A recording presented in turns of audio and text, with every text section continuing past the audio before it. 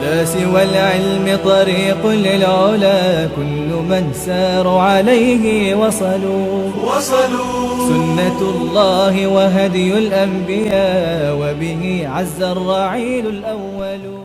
الحمد لله حمدا كثيرا طيبا مباركا فيه كما يحب ربنا ويرضى، وأشهد أن لا إله إلا الله وحده لا شريك له، وأشهد أن محمدا عبده ورسوله صلى الله وسلم وبارك عليه وعلى آله وأصحابه ومن اهتدى بهداهم إلى يوم الدين.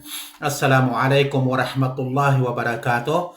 Dito pa rin tayo sa haligi ng pananampalataya. Ang pananampalataya sa huling araw na kabilang sa mga dakilang haligi ng pananampalataya na pang nakalingid, al-ghaib.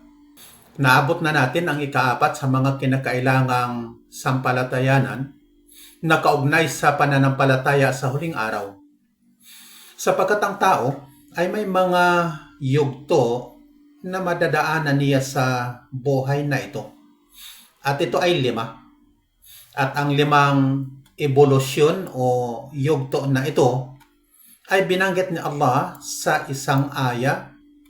Nagsabi siya, "Kayfa takfuruna billahi wa kuntum amwatan fa ahyaakum thumma yumitukum thumma yuhyikum thumma ilayhi turja'un." Paano kayong tumangging sumampalataya kay Allah samantalang kayo noon ay mga patay at nagbigay buhay siya sa inyo? Pagkatapos magbigay kamatayan siya sa inyo, pagkatapos magbibigay buhay siya sa inyo, pagkatapos tungo sa Kanya pababalikin kayo. Ito ay sa Al-Baqarah number 28 ang aya. Sinabi ni Allah, "Kayfa takfuruna billahi wa kuntum amwata." Paano kayong tumangging sumampalataya kay Allah samantalang kayo noon ay mga patay? Ito ang unang yugto ng tao na siya'y dating hindi umiiral bago pa siya umiral o ipinanganak. Paahyakum, at nagbigay buhay siya sa inyo. Ito naman ang ikalawang yugto. Buhay sa mundong ito. Thumma yumitukum, pagkatapos magbibigay kamatayan siya sa inyo. Ito naman ang ikatatlong yugto. Matapos na maigugol ang taning ng tao sa mundong ito. Thumma yuhyikum, pagkatapos magbibigay buhay siya sa inyo. Ito naman ang ikaapat na yugto, ang araw ng pagbangon na muling pagkabuhay mula sa mga patay. Thumma ilayhi turja'un, pagkatapos tungo sa Kanya pababalikin kayo. Ito naman ang ika-5 yugto, ang panghuling destinasyon na maaring sa paraiso o impyerno. Ilayo nawa tayo ni Allah subhanahu wa ta'ala sa kaparusahan ng apoy ng impyerno. Amin. Ang yugto ng buhay na madadaanan ng tao matapos ang buhay na ito sa mundo na kamatayan ay tinatawag na al-qiyamatus sughra. Sapagkat ang tao sa buhay na ito sa mundo ay tiyak na mamamatay. At ang kamatayan ito ng tao ay ang al-qiyamatus sughra, maliit na pagbangon o maliit na paghuhukom niya. Ang maliit na pagbangon, ito ay pahapyaw na nating nabanggit noong nakaraang aralin na ayon kay Sheikh Al-Albani, "Inna man mata faqad qamat qiyamatuhus sughra." Kapag namatay ang tao, ay naganap na sa kanya ang maliit na pagbangon niya o maliit na paghuhukom. Na nangahulugan na nagsimula na sa taong ito ang ilang mga kalagayan sa huling araw at kabilang buhay. Itinuturo ng hadith ang kahulugang ito ayon sa ulat ni Aisha عن عائشة قالت كان رجال من الأعراب جفاة يأتون النبي صلى الله عليه وسلم فيسألونه متى الساعة فكان ينظر إلى أصغرهم فيقول إن يعيش هذا لا يدركه الهرم حتى تقوم عليكم ساعتكم. Mula sa ulat ni Aisha na nagsabi, may ilang mga kalalakihang Arabi ang bumisita sa propeta sallallahu alaihi wasallam at nagtanong sa kanya kung kailan na ang huling sandali. Ang propeta ay tumingin sa pinakabata sa kanila at nagsabi, kung siya'y nabuhay hanggang sa tumanda, ay darating ang huling sandali o araw ng paghukom ninyo. Nang tinutukoy dito ng propeta ang maliit na pagbangon o maliit na paghukom na siyang kamatayan, na sinabi ni Hisham na isa sa mga nag-ulat ng hadith na ito, na ang tinutukoy dito ng propeta ay kamatayan nila. Ang tinutukoy dito sa aralin na Al-Qiyamatul Kubra, ang malaking pagbangon, ay ang magaganap matapos ang pagkabuhay sa mga patay. At ang bago pa ang pagkabuhay, ito yung tinatawag na Al-Qiyamatus Sughra, ang maliit na pagbangon na kung saan bawat tao na namamatay ay dumating na para sa kanya ang pagbangon, huling sandali niya o araw ng paghuhukom para sa kanya. Sinabi ni Ibn Qayyim rahimahullah sa aklat niya na Ar-Ruh, sinabi niya, Al-mautu ma'adun wa ba'athun awwal. Fa inna Allah subhanahu wa ta'ala ja'ala libni Adama ma'adain wa ba'athain yujza fihim alladhina asa'u bima 'amilu wa yujza alladhina ahsanu bil husna. Fal ba'thul awwal mufaraqatur ruhi lil badan wa masiruha ila daril jazaa'il awwal. Wal ba'th thani yawmun yaruddu Allahu al arwaha ila ajsadiha wa yab'athuha min quburiha ilal jannati aw an-nar. Ang kamatayan ay ma'ad. Sinali natin ang ma'ad na pinanunumbalikan, wa ba'thun awwal, at pagkabuhay na una. Sapagkat ginawa ni Allah sa anak ni Adan ang dalawang ma'ad at pagkabuhay na gagantimpalaan niya ang mga gumawa ng masama ayon sa kanilang ginawa, at gagantimpalaan niya ang mga gumawa ng mabuti ng pinaka mabuti. Ang unang pagkabuhay ay ang paglisa ng kaluluwa. Ito yung unang paghuhukom. At maliit na pagkabuhay o maliit na paghuhukom, ang paglisa ng kaluluwa sa katawan, at ang kahantungan ay ang una ring paggagantimpala. At ang ikalawang pagkabuhay ay ang araw na ibabalik ni Allah ang mga kaluluwa sa mga katawan nito, na bubuhayin niya ang mga ito mula sa mga libingan nito tungo sa paraiso o impyerno. At ito ang Al-Qiyamatul Kubra o malaking pagbangon o malaking paghukom na ikalawang pagbangon o ikalawang paghukom. At ang ikalawang pagkabuhay o malaking pagbangon ay tumutukoy sa mga malalaking pangyayari sa araw ng pagkabuhay, ang paksa ng aralin natin sa ngayon. Kabilang dito ang pananampalataya sa hisab o pagtutuos, at ang paraan ng pagtutuos sa araw ng pagbangon, at mga uri ng pagtutuos. Pagtutuos sa mga mananampalataya, at paano naman ang pagtutuos sa mga kuffar o mga tumangging sumampalataya.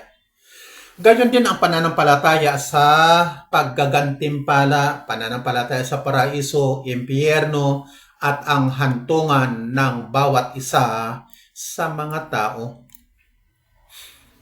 Ito ang araw na makakamit ng lahat ng tao ang lubusang katarungan na hindi nila nakamtan sa mundong ito. Anumang nagawa ng tao, mabuti man ito o masama, ay nakatalang lahat at may katapat na ganti. Wa ma tuqaddimu li anfusikum min khairin tajiduhu 'indallah, innallaha bima ta'maluna basir. Ang binasa natin ay Al-Baqarah 110. Ang anumang ipinauna ninyo para sa mga sarili ninyo na kabutihan ay matatagpuan ninyo ito sa piling na Allah. Tunay na si Allah sa anumang ginagawa ninyo ay nakikita. Nagsabi pa si Allah subhanahu wa ta'ala, فَمَا يَعْمَلْ مِثْقَالَ ذَرَّةٍ خَيْرًا يَرَهُ وَمَا يَعْمَلْ مِثْقَالَ ذَرَّةٍ شَرًّا يَرَهُ. Kaya ang sinumang gumawa ng kasimbigat ng isang katiting na kabutihan ay makikita niya iyon. At ang sinumang gumawa ng kasimbigat ng isang katiting na kasamaan ay makikita niyon. Ito ay sa Suratul Zalzala, number 7 at 8 ang talata. Kung paano na ang pagkilala sa kairalan o pag-iral ng tagapaglikha na kung saan nagtataglay ng mga katangiang hindi maarok, hindi mailarawan, at hindi maiwawangis sa alinman sa mga nilikha niya. Ito po ay naturalisa o kalikasan ng tao na kung saan atin ang natalakay sa paksang pananampalataya sa kairalan ng tagapaglikha doon sa ilalim ng paksang ar-rububiyah. Gayon din naman ang pagkilala na ang kairalan ng lahat ng mga nilikhang nakikita natin na nagsimula ang pag-iral ay may katapusan din. Kasama na ang mundo nating ito. Ito ay sinasang-ayunan ng matinong pag-iisip ng tao. Kaya nga, sinabi ni Allah, kullu man alayha fan, bawat sino mang nasa ibabaw nito ay malilipol dito sa mundong ito. Lahat ng may buhay. Ito ang nasasaad sa Ar-Rahman, number 26 ang talata. At kung tinanggihan ang katotohanang hindi mapapasinungalingan, na umiiral ang dakilang tagapaglikha na ipinapahiwatig ng mga nilikha. Susunod na po dito ang pagtanggi sa panuntunan o mga batas, panuntunan ng buhay na ibinaba ng tagapaglikha para sa nilikha niyang tao.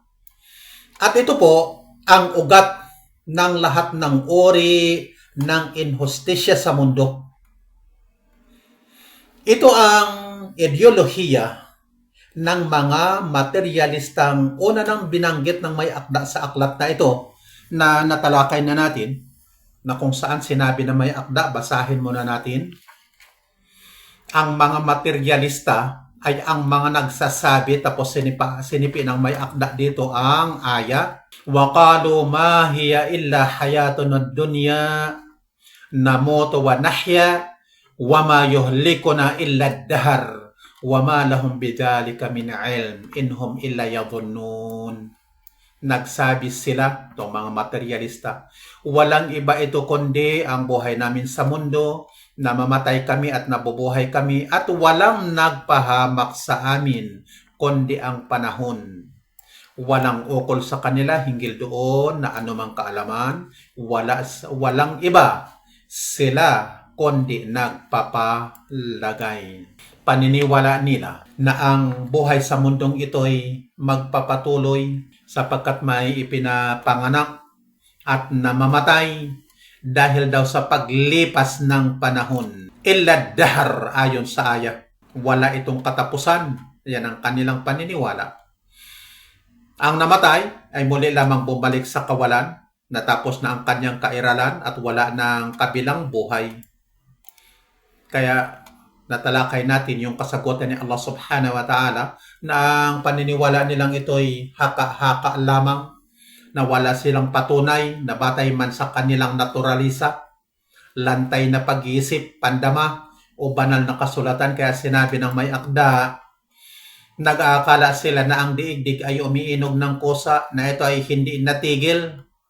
Nagsasabi sila na ang mga tiyan ay nagluluwal at ang lupa ay bulumalamon at walang nagpahamak sa amin kundi ang panahon. Kaya tumugon si Allah subhanahu wa ta'ala sa kanila sa pamagitan ng pagsasabi, وَمَا لَهُمْ بِذَلِكَ مِنْ عِلْمٍ, sa aya na ating binasa. Walang ukol sa kanila hinggil doon na anumang kaalaman. Na ang prinsipyo nilang ito, hindi tanggap ng matinong pag-iisip, hindi tanggap ng naturalisa, bagkus ay haka-haka lamang dahil sa pagmamayabang sa kanilang nakamit na kaalaman. Inhum illa yadhunnun, walang iba sila kundi nagpapalagay lamang, haka-haka lamang. Ang kaisipan po ng mga materialista natin ang natalakay na ang mundo ay hindi nagtatapos, sapagkat sinasabi nila, butonun tadfa'u wa ardun tabla'u wa mayuhlikuna illa dahar, ang mga tiyan ay nagluluwal at ang lupa ay lumalamon at walang nagpapahamak sa amin kundi ang panahon. Patuloy lang daw ang buhay sa mundo. Dahil kung may mga pumapanaw at inililibing sa lupa dahil sa paglipas daw ng panahon, ay patuloy naman ang panganganak.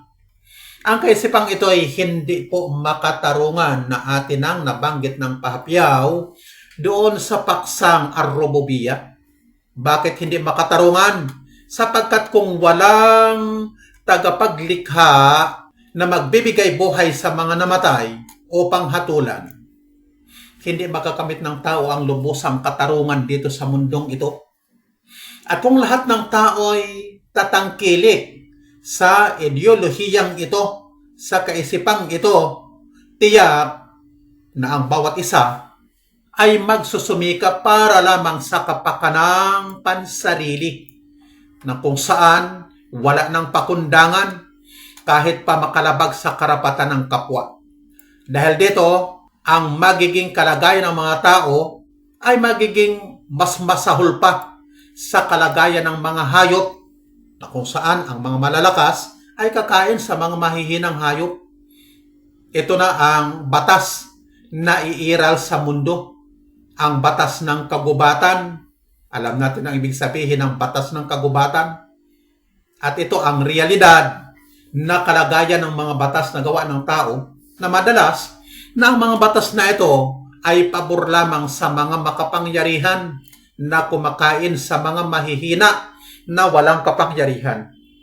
Kaya naman, ang kufur, shirk man ito, o kabaliktarang ateismo, kasi ang ateismo hindi kumikilala sa Diyos, walang Diyos, wala daw silang Diyos na sinasamba, kaya kabaliktaran ng shirk, na ang isang ateista, bagaman ang prinsipyo niya ay wala siyang kinikilalang Diyos, pero ayon po sa Quran mga kapatid, siya ay isa pa ring musyrik, dahil sa ang kinikilala niyang Diyos ay ang kanyang sariling nasa, pithaya, na kung saan sinasabi sa Quran, sa Suratul Furqan itong ating babasahin, ara'ayta man ittakhadha ilahahu hawa afa anta takunu alayhi wakila. Nakakita ka ba sa sinumang gumawa bilang Diyos niya sa pithaya niya? Kaya ikaw ba sa kanya ay magiging isang pinananaligan? Ito po ang dalil na maging ang mga ateista ay mga musyrik, sapagkat ang ginawa nilang Diyos-Diyosan ay ang mga sarili nilang nasa. Ang kufur, ang ugat po ng lahat ng uri ng kasiraan, katiwalian, at inhustisya sa mundong ito. Ganito po ang mababasa natin sa buod na tafsir ng talatang ito sa Al-Furqan, number 47. Ara'ayta ayyuhar rasul, man ja'ala min hawahu ilahan, فأطاعه أفأنت تكون عليه حفيظا ترده إلى الإيمان وتمنعه من الكفر. Nakakita ka ba o sugo sa gumawa mula sa pithaya niya ng isang Diyos saka tumalima siya rito? Kaya ikaw ba sa kanya ay magiging isang tagapag-ingat na magtutulak ka sa kanya sa pananampalataya at pipigil ka sa kanya sa kawalang pananampalataya? Ito ang buod na tafsir ng talatang 47 ng Furqan. Ang da'wa, pangangaral o pag-aanyaya ng mga propeta na siya rin pong tinahak ng mga Muslim ay ang pagpapalaya sa mga tao sa kadiliman ng kufur, shirk at maling aqida, paniniwala o ideolohiya tungo sa liwanag at katarungan ng tuwid na aqida ng Islam. Ito ay ang pagreforma sa tao upang maging tuwid ang aqida, at kapag naging tuwid ang aqida, maging tuwid na rin ang lahat ng aspeto ng kanyang buhay, at susunod na rin dito ang pagsasaayos o pagreforma ng kinabibilangan niyang lipunan upang supilin ang kasiraan, katiwalaan at inhustisya na atin ang binanggit.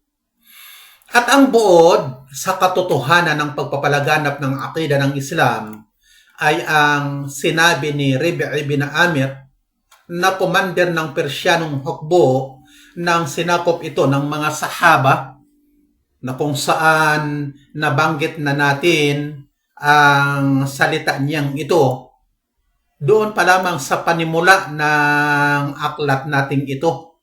Sinabi niya, at basahin natin ang kabuuan ng kanyang sinabi. Allah ba'ata'athana linukhrija man sya' min ibadatil ibad ila ibadatillah wa min dayqid dunya ila si'atil akhirah wa min jawril adyan ila adlil islam fa arsalana bidinihi ila khalqihi linad'uwahum ilay. Faman qabila dhalika qabilna minhu wa raja'na anhu wa man aba qatalnahu abadan hatta nafdiya ila maw'udillah. Qalu wa ma maw'udullah? Qal al jannatu liman mata ala qitali man aba wa dhufru liman baqi. Sinugo kami ni Allah, sabi niya, upang palayain ang sinumang niloob niya na mga alipin mula sa pagiging alipin sa kapwa alipin upang maging alipin lamang ni Allah. Ang tinutukoy ng alipin ay ang mga tao sa pangkalahatan. Min dayqid dunya ila si'atil akhirah, at mula sa kakitiran ng buhay sa mundo tungo sa kalawakan ng kabilang buhay, at mula sa inhustisya ng mga relihiyon tungo sa katarungan ng Islam. Pinadala kami ni Allah na dala ang relihiyon niya sa mga nilikha niya upang anyayahan sila sa relihiyong ito. Ang sinumang tumanggap nito ay tatanggapin namin, at kami babalik na hahayaan siya. Hahayaan siya kapag tinanggap ang bansang sasakupin, at sila ang mamumuno sa pamamagitan ng mga batas ng Quran at Sunnah. Yun ang kanyang tinutukoy. Kayo ang mamumuno sa inyong mga sarili sa pamamagitan ng pagsasabatas ng Quran at Sunnah na aming iiwanan. At ang sinumang tumanggi ay lalabanan namin hanggang sa maabot namin ang ipinangako ni Allah. Maabot daw ang ipinangako. Kaya nagtanong ang commander ng Persyanong hukbo. At ano ang pangako ni Allah? Sinabi niya, ang paraiso para sa namatay sa pakikipaglaban sa mga tumanggi, at ang pananalo para sa mga nanatiling buhay. Ang mga nanatiling buhay sa labanang magaganap, sila ang mamumuno sa inyo. Ang nais kong bigyang diin sa salitang ito ni Rabi' bin Amir ay ang pagpapalaya sa tao min dayqid dunya ila si'atil akhirah, mula sa kakitiran ng buhay sa mundo tungo sa kalawakan ng kabilang buhay. Dahil kung wala ang paniniwala sa kabilang buhay o araw ng paghuhukom, hindi makakamit ng tao ang lubusang katarungan. Lalong-lalo ng mga mahina na walang kapangyarihan. Halimbawa, nabanggit na natin, ano bang batas sa mundong ito ang makapagbigay ng lubusang katarungan sa krimeng ginawa ni Hitler? Kung hatulan man si Hitler ng kamatayan na atin ang nabanggit sa pamamagitan ng pagsunog din ng buhay sa kanya, kasi sinunog daw na ng buhay ang 6 na milyon na mga Hudyo, kung totoo man iyon, kasi alam naman natin na ito ay exaggeration na ginawa ng mga Hudyo. Ginawang 6 na milyon daw ang sinunog ng buhay ni Hitler. Pagpalagay natin na totoo, paano naman ang katarungan ng natitira pang 5,999,999 kung hinatulan din ng kamatayan si Hitler sa pamamagitan ng pagsunog sa kanyang ng buhay? Paano ang natitira? Katumbas lamang yon ng isang tao. Ang tanong, saan ang hustisya para sa 5,999,999 ng mga tao na pinatay niya, sinunog ng buhay? Pero tayo'y sumasampalataya na sa araw po ng paghukom na siyang paksa natin sa araling ito, ay maaaring hatulan ni Allah si Hitler ng mahigit 6 na milyong ulit na kamatayan. Naniwala tayo na darating ang araw na si Allah, Al-Hayyul Qayyum, Al-Jabarul Qadir, ang buhay, ang mapagmanapanatili, ang mapaniil, ang may kakayahan, lilipulin niya ang lahat ng may buhay sa sansinukob na ito. Lilipulin niya ang lahat ng mga nilikha, kagaya ng sinabi ni Allah, kullu man 'alayha fan wa yabqa wajhu rabbika dzul jalali wal ikram. Bawat sinumang nasa ibabaw nito ay malilipol sa ibabaw ng mundo. Mamalagi naman ang mukha ng Panginoon mo, ang may pagpipitagan at pagpaparangal. Ito ay Ar-Rahman 26 at 27 ang bilang ng talata. Sinabi pa ni Allah, kullu syai'in halikun illa wajhah, lahul hukmu wa ilayhi turja'un. Bawat bagay ay masasawi maliban sa mukha niya. Ukol sa kanya ang paghahatol at tungo sa kanya pababalikin kayo. Ito ay sa Al-Qasas number 88 ang talata. At pagkatapos nito ay bubuhayin ni Allah ang mga tao upang tutuusin o hahatulan sa anumang kanilang ginawa. At sa araw na ito, nabubuhayin ang mga tao, ay magaganap ang isa sa mga dakilang kalagayan na kung saan ay walang maliligtas dito. Walang maliligtas dito maliban sa mga nasasandatahan ng pananampalataya, ng iman, may baong takwa at mabubuting gawa. Ang araw na ito ay mayroong mga dakilang kalagayan at kaganapan na magiging ubanin ayon sa Quran. Magiging ubanin ang mga bata sa hilakbot. Yawma yaj'alul wildana shiba. Gagawing ubanin ng araw na ito ang mga bata. Yan ang sinasabi sa number 70 ng Al-Muzammil. Samantalang ang mga mananampalataya ay pagagaanin at padadaliin ni Allah para sa kanila ang kaganapang ito. Sinabi ni Ali bin Abi Talib, basahin natin itong kanyang sinabi. Walau anna idha mitna turikna lakana al-mautu rahata kulli hayy walakinna idha mutna bu'atna wa nus'alu ba'da dha an kulli shay. At kung namatay sana tayo, ay hahayaan na lamang Talaga sanang ang kamatayan ay kapahingahan ng bawat may buhay. Subalit, kapag tayo'y namatay, ay muli tayong bubuhayin at tatanungin sa lahat ng bagay. Ito ang hikmah, karunungan, at bunga ng muling pagkabuhay. Pagkakalap at pagtatayo para sa pagtutuos kay Allah.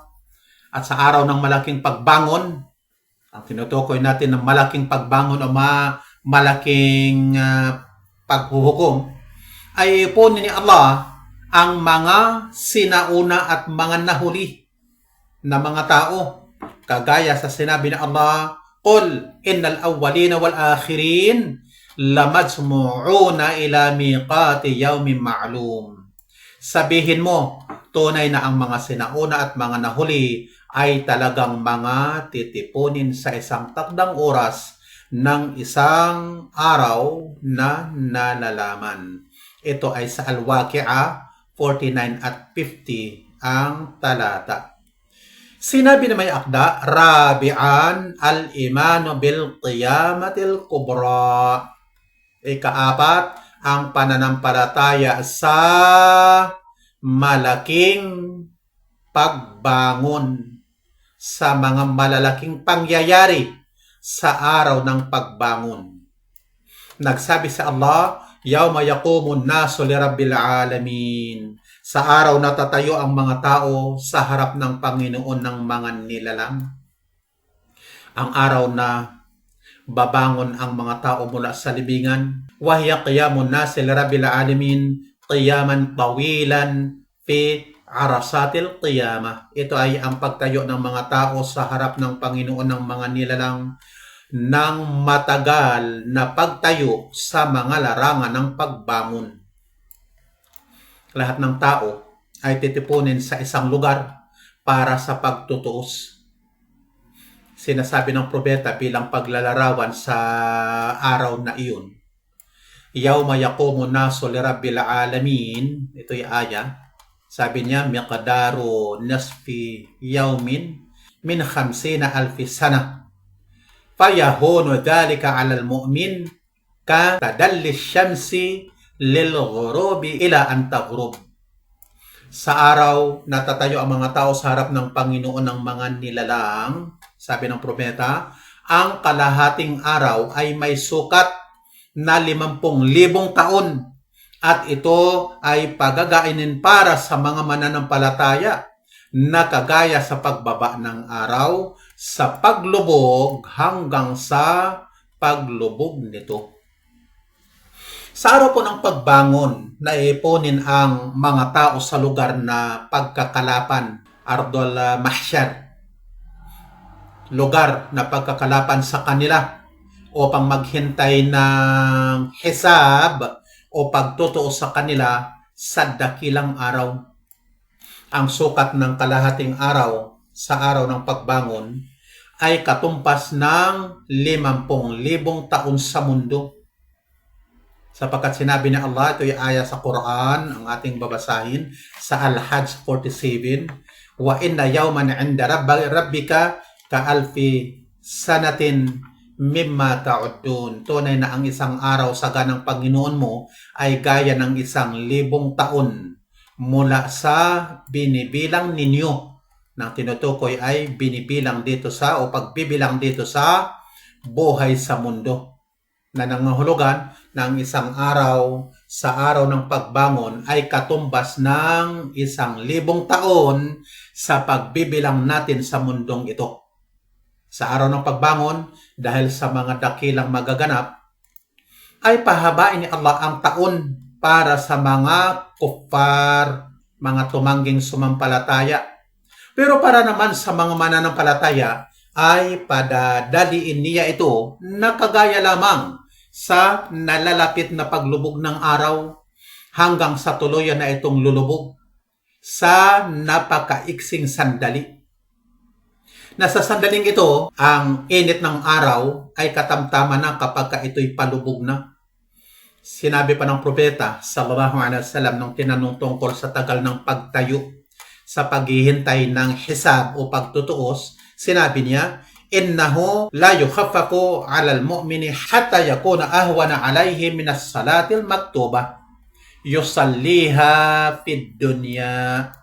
Pagagain ito ni Allah para sa mga mananampalataya hanggang sa ito'y higit na magaan kaysa sa pagdarasal ng isang pagdarasal na obligado sa mundo.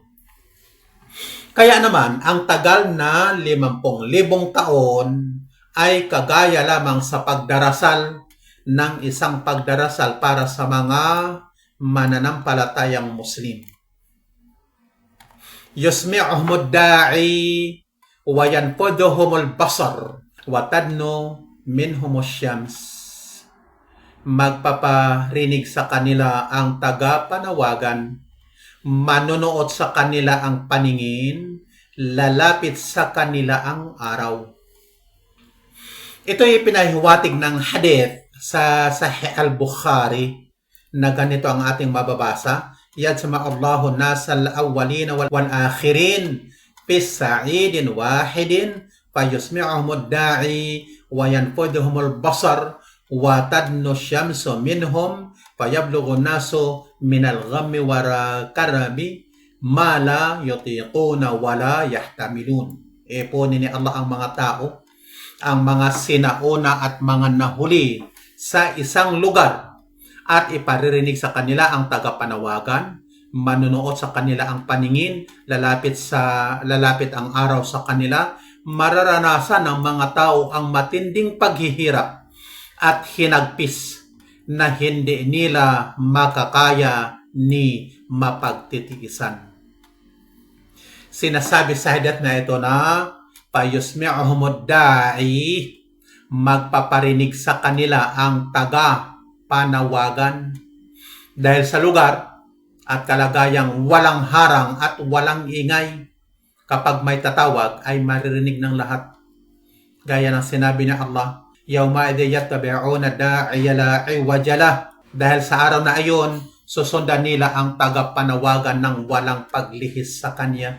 Ito ay sa Surah Taha 108. Dahil sa lugar na pagkakalapan ng mga tao ay walang harang nahaharang sa pandinig ng mga tao, walang anumang nag-iingay at nakapagpaabala na kalagayang kaiba sa mundo. Ang salitang yanfuduhumul basar, manunood sa kanila ang paningin na nakikita ng malinaw ang bawat isa. Watadnu syamsu minhum, lalapit ang araw sa kanila, na ayon sa isang hadith ay sa layong 1 milya o 2 milya. Pero sinasabi ng ilang mga ulama na maaaring iba daw ang tinutukoy ng salitang mil o milya sa hadith dahil mismo sa sinabi ng nag-ulat ng hadith na hindi siya nakatitiyak kung ang tinutukoy ba ng mil na ang kahulugan ay milya o mil na ginagamit sa mata. Ang mahalaga na malinaw at tiyak na kahulugan sa hadith na ang araw ay lalapit sa mga tao. Dahil sa tagal ng pagtayo sa paghihintay ng hisab o pagtutuos, sinabi ng propeta sallallahu alaihi wasallam, "Payablughu an-nasu minal ghammi wal karabi ma la yutiquna wala yahtamilun."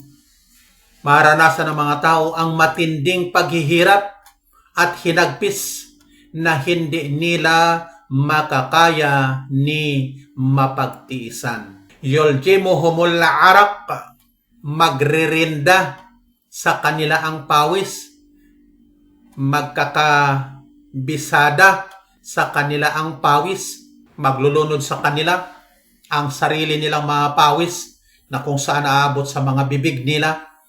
Ayon sa isang hadith na sinabi ng propeta sallallahu alaihi wasallam, tunna syamsu yawmal qiyamati minal khalq hatta takuna minhum kamiqdari mil.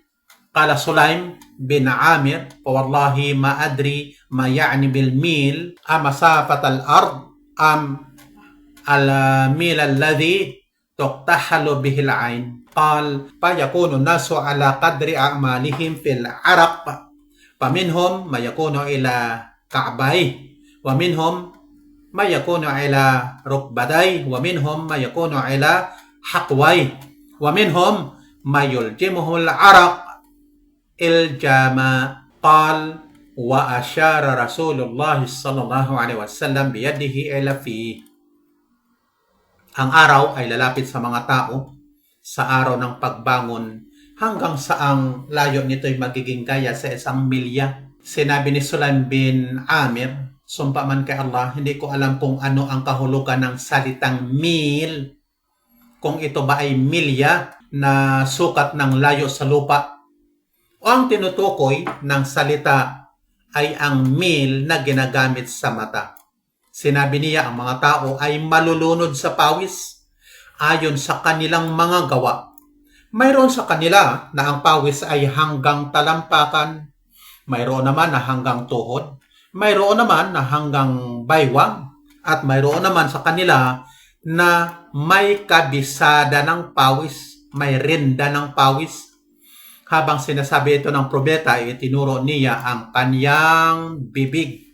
Ibig sabihin, umabot sa bibig ang pawis na parang kabisada. Ang init ng araw ay matindi. Dahil dito papawisan ang mga tao at ang pawis na ito ay depende sa kanilang mga gawa. Na ayon sa hadith, paminhum mayakono ila ka'bayhi wa minhum mayakono ila rukbatay. Mayroon sa kanila na ang pawis ay hanggang talampakan, mayroon naman na hanggang tuhod. Sa ibang ulat, na hanggang lulod binti. Wa minhum mayakuna ila haqway. Wa minhum mayuljimuhul araqu iljaman. Mayroon naman na hanggang baywang at mayroon naman sa kanila na may kabisada ng pawis. Dahil sa ang pawis ay umabot sa bibig, sinabi ng probeta na ito'y naging kagaya sa kabisada. Ang kabisada nilagay sa nguso ng hayop. Halimbawa, baka, kamilyo, kabayo o kalabaw na ginagamit upang gumabay, magbigay ng direksyon at pumigil sa hayop. Sa mga taga-probinsya, alam nila ito. Habang sinasabi daw ito ng probeta, sallallahu alaihi wasallam, itinuro niya ang kanyang bibig. Wayuradul hawd, at papupuntahin ang batis ng propeta, batis o lawa.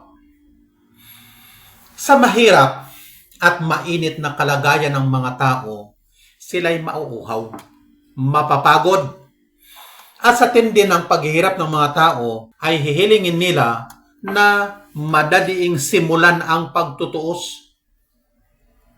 Sa araw na ito ay lalantad si Allah sa mga mananampalataya at pararangalan sila ni Allah sa pamamagitan ng mga lawa ng bawat propeta, na kung saan ang bawat propeta ay may lawa na doon iinom ang kanilang mga tagasunod na sumampalataya sa kanila. Sinabi ng propeta, inna likulli nabiyyin hawdan wa innahum layatabahawna ayyuhum aktaru waridatan wa inni la arju an akuna aktarahum warida. Tunay na ang bawat propeta ay maroong lawa, batis, at magmamalaki ang bawat isa sa kanila kung sino ang may pinakamaraming taga-igib. At inaasam ko na ako ang may pinakamaraming bilang. Ang may pinakamaraming taga-igib upang uminom na papawi sa kanilang uhaw ay ang lawa ng propeta sallallahu alaihi wasallam. Ang lawa na sa lingwaheng Arabic ang ginamit ay hawd. Ito ay lawang napakalaki sa Ardul Mahsyar o lupang pagkakalapan ng mga tao sa huling sandali o araw ng pagbangon o araw ng paghukom. Ang tubig nito ay nagmula sa tubig ng Al-Kawthar. Ang Al-Hawd at ang Al-Kawthar, mga kapatid, ay may isang tubig. Ang kaibahan lang na ang Al-Kawthar, ito ay nasa paraiso, samantalang ang Al-Hawd ay nasa Ardul Mahsyar, lupang pagkakalapan sa mga tao sa huling sandali o araw ng paghuhukom. At maraming hadith ang naglalarawan sa Al-Hawd. Banggitin natin ang ilan sa mga ito. Kabilang ang hadith na inulat ni Anas bin Malik radhiyallahu anhu na nasasaad sa dalawang sahih na sinabi ng sugo ni Allah, "Inna qaddara hawdi kama bayna Aylata wa San'a min al-Yaman wa inna fihi min al-abariqi ka'adadi nujumis sama." Ang batis ko o ang lawa ko ay may lawak na nasa pagitan ng Ayla at San'a ng Yemen. At mayroon itong mga pitsel na ang bilang ay gaya sa mga bituin sa langit. Dito inilarawan ng propeta sallallahu alaihi wasallam ang laki ng kanyang batis o lawak. Na ang Ayla na tinutukoy dito sa hadith ay ang Aqaba sa ngayon na nasa Jordan. Nainom dito ang mga may pananampalataya doon sa lupang pagkakalapan sa mga tao sa araw ng pagbangon. Nasasaad naman sa hadith sa Sahih Muslim na ang propeta ay tinanong tungkol sa maiinom na nasa lawa. Sinabi niya, "Asyadu bayadan minal laban wa ahla minal asal. Yaghuthu fihi mizaban yamuddanihi minal jannah. Ahaduhuma min dhahabin wal akharu min wariq." Ito ay mas maputi pa kaysa sa gatas. Ito yun ang inumin. At mas matamis pa kaysa sa pulot-pukyutan na dumadaloy sa dalawang tubo na nakaugnay sa paraiso. Ang isa nito ay yari sa ginto at ang isa ay yari sa pilak. Ang hadith sa Al-Hawd ay mutawatir na nangahulugan na ang bawat nag-uulat nito ay may kasamang marami pang nag-ulat na sinasabi ng mga ulama na ang mga nag-ulat nito na direktang nakarinig sa propeta ay higit sa 50 sahaba. Sinabi na may akda, "Waton syarud dawawin," bubuklatin ang mga talaan. Ang mga talaan na tinutukoy dito ay ang mga kalatas o balumbon. Balumbon ng mga talaan ng mga gawa na itinala ng mga anghel sa bawat tao. Ito'y pinagtibay o kinilala sa Quran, Sunnah at Ijma. "Fa'ama man utiya kitabahu biyamini fasawfa yuhasabu hisaban yasira wa yanqalibu ila ahlihi masrura. Wa amma man utiya kitabahu wara'a dhahri fasawfa yad'u thubura wa yasla sa'ira." Ang salin, kaya tungkol sa sinumang binigyan ng talaan niya sa kanang kamay niya, tutuusin siya sa isang pagtutuos na magaan at uuwi siya sa mag-anak niya na pinaggagalak. Tungkol naman sa sinumang binigyan ng talaan niya sa bandang likod niya, mananawagan siya ng pagkagupo at masusunog siya sa isang liyab. Ibig sabihin, papasok sa impyerno. Ang ating binasa ay Insyiqaq, aya number 7 hanggang 11. Sa isa pang aya, "Wa amma man utiya kitabahu bishimali fayaqulu ya laitani lam uta kitabiyah." Tungkol naman sa bibigyan ng talaan niya sa kaliwang kamay niya, magsasabi siya, "O kung sana ako ay hindi binigyan ng talaan ko." Al-Haqqa number 25. "Watuda'ul mawazin," ilalagay ang mga timbangan. Sa araw na iyon na nakakatakot, ay ilalagay ang mga timbangan upang timbangin ang mga gawa ng mga tao. Na kung saan sinabi ni Al-Qurtubi, "Idang qabala hisab, kana ba'duhu waznul a'mal. لأن الوزن للجزاء فينبغي أن يكون بعد المحاسبة فإن المحاسبة لتقرير الأعمال والوزن li'idhari maqadiriha liyakuna al-jaza'u bihasbiha. Kapag natapos ang pagtutuos, ang sunod nito ay ang pagtitimbang ng mga gawa. Sapagkat ang pagtitimbang ay para sa paggagantimpala na kailangang pagkatapos ng pagtutuos o pagbibilang.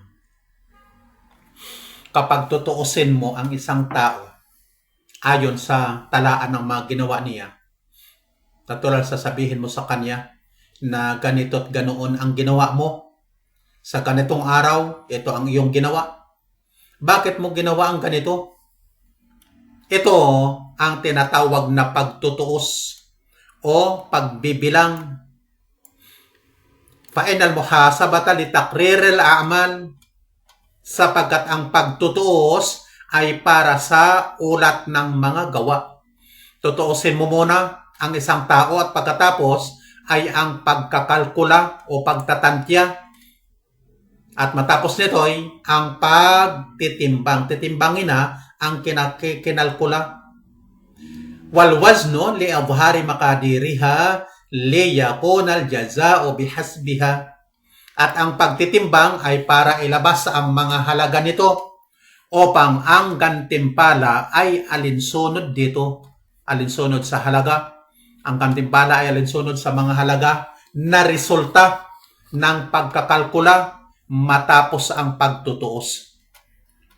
At ang timbangan ay timbangang tumpak na tumpak, hindi sumusobra ni nagkukulang, na hindi kagaya sa timbangan sa mundong ito.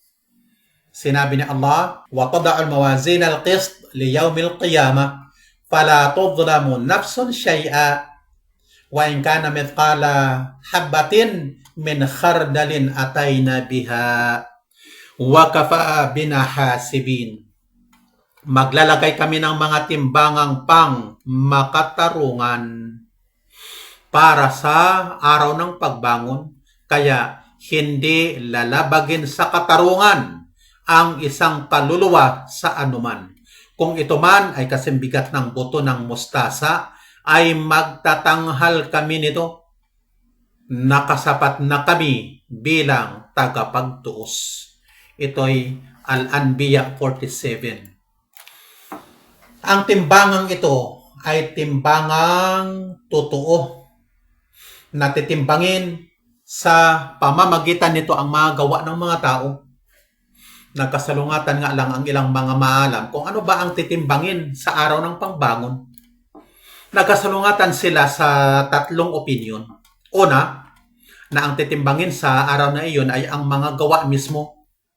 Kagaya sa halimbawa, pagkakawang gawa, pagdarasal, pag-aayuno, at lahat ng mga gawa na kung saan ang mga gawang ito ay magsasaimahing bagay na natitimbang at ilalagay sa timbangan.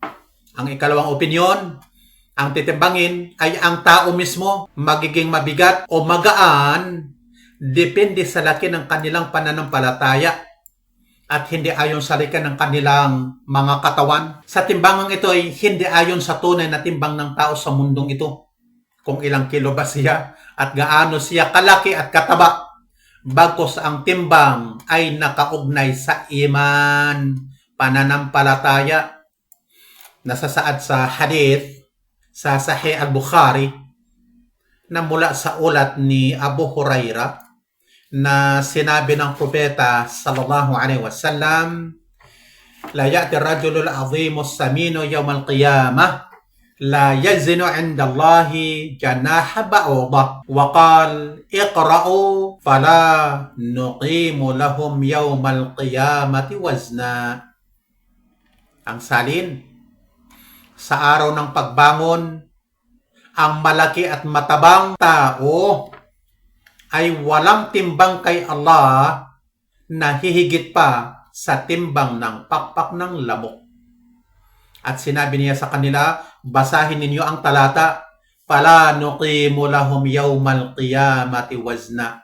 Hindi kami mag-uukol para sa kanila sa araw ng pagbangon ng isang timbang, walang timbang. Ito ay sa Al-Kahf 105. Samantalang sa araw na iyon, ang lalaking maliit, payat, mahina at tinatawag na patpatin ang lulod. Pero ang timbang niya ay gaya sa timbang ng bundok.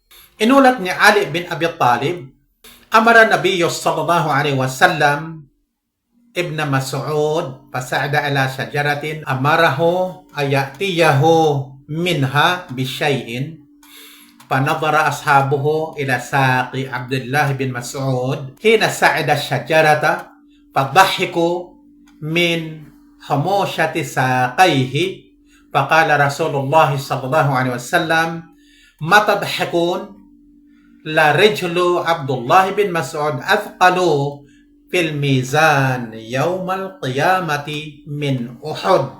Nagsabi sa Ali bin Abi Talib, inutusan ng propeta sa Ibn Mas'ud na umakyat sa puno upang kunin ang isang bagay. Nakatingin ang mga sahaba sa lulod o binti ni Abdullah bin Mas'ud at tumawa sa liit ng lulod nito nang ito'y umakyat sa puno. Sila'y nagtawanan. Nagtanong ang propeta, ano ang inyong pinagtatawanan? Talaga nga na ang paa ni Abdullah ay higit na mabigat sa timbangan sa araw ng pagbangon kaysa sa bundok ng Uhud. Kaya dito sa ikalawa, ayon sa hadith, ang tao mismo ang titimbangin. Ang ikatlong opinyon na ang titimbangin sa araw na iyon ay ang mga talaan ng gawa. Dahil ang mga gawa nito ng mga tao ay sinulat ng mga anghel sa mga kalatas, mga balumbon ng talaan. Ito ang ikatatlong opinyon. Kaya naman, maaaring ang mga gawa ang tinitimbang o kaya ang tao mismo ang tinitimbang. At panghuli ay maaaring ang mga talaan mismo na pinagsulatan ng mga gawa ang tinitimbang. Pero ang pinakatamang opinyon na lahat ng tatlong ito ay parihong tinitimbang. Ang tao, ang gawa niya, at ang talaan ng mga gawa. Ang pamantayan sa araw ng pagbangon ay hindi ang bigat ng tao, bagkus sa pamamagitan ng mga mabubuting gawa na kanyang ginawa. Sinabi na may akda, wayon sabos sirat, at itutukod ang sirat o daan, landasin, at tinatawag din itong tulay. Ang daan ay ang tulay na ilalagay sa impyerno sa araw ng pagbangon. Dadaanan ito ng mga tao na may iba't ibang kinabibilangang pangkat, iba't ibang uri, at iba't ibang antas ng iman. Mayroong dadaan sa tulay ng isang kisap mata. Mayroon naman na kagaya sa kidlat. Mayroon naman na kagaya daw sa hangin. At mayroon naman na kagaya sa ibon. Mayroon naman na kagaya sa kabayo, ang bilis. Mayroon naman na dadaan ng pagapang at mayroon naman na malalaglag at babagsak sa impyerno. Walaw na siya o latamas na ala ayunihim fastabaqus sirata fa anna yubsirun. Ito ay talata sa Yasin number 66. Kung sakaling niloob namin ay talaga sanang pumawi kami sa mga mata nila. Tanggalin namin ang mga mata nila. Saka mag-uunahan sila sa sirap, ngunit paano silang makikita? Hindi sila makakatawid. Ito'y mga kupar ang inilalarawan dito sa number 66 ng Yasin. Inulat ni Abu Sa'id al-Khudri, sabi niya, balagani an al-jisra adakto minasya'rati wa ahaddo minas saif. Napag-alaman ko na ang tulay o ang sirat ay mas manipis pa kaysa sa buhok at mas matalim pa kaysa sa tabak. Ang hikma o ang karunungan sa pagtawid ng mga tao sa sirat o tulay o daan na ang sinumang nanatiling matuwid sa matuwid na sirat o landasin sa mundong ito, tinahak niya ang landasing ito ni Allah. sa lahat po ng aspeto ng kanyang pamumuhay. Tiyak na magiging magaan at madali para sa kanya ang pagtawid sa tulay na ito at maliligtas siya. At ang sinumang lumihis sa pagtahak sa matuwid na landasing ito sa mundo at kinargahan ang likod niya ng mga mabibigat na mga pasanin, na mga pagsuway at kasalanan, ay tiyak na maging mabigat din ang pagtawid niya sa sirat at babagsak. Sinabi na may akda, wayon sabok sirat fi mawaqif azimah wa ahwal mahula. Itutukod ang landasin sa mga katayuang dakila at mga kalagayang nakasisindak.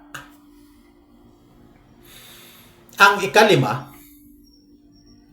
ang pananampalataya sa pagtutuos at ang paraan ng pagtutuos sa araw ng pagbangon at mga uri ng pagtutuos sa mga mananampalataya at paano naman ang pagtutuos sa mga tumangging sumampalataya o mga kufar. Gayon din ang pananampalataya sa al-jaza o pagkagantimpala, pananampalataya sa paraiso, impyerno at ang hantungan ng bawat isa sa mga tao.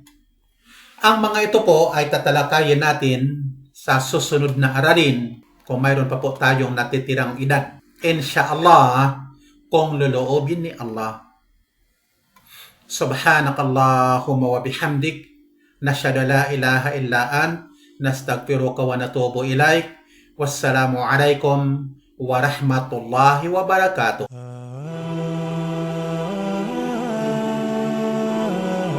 لا سوى العلم طريق للعلا كل من سار عليه وصلوا سنة الله وهدي الأنبياء وبه عز الرعيل الأول.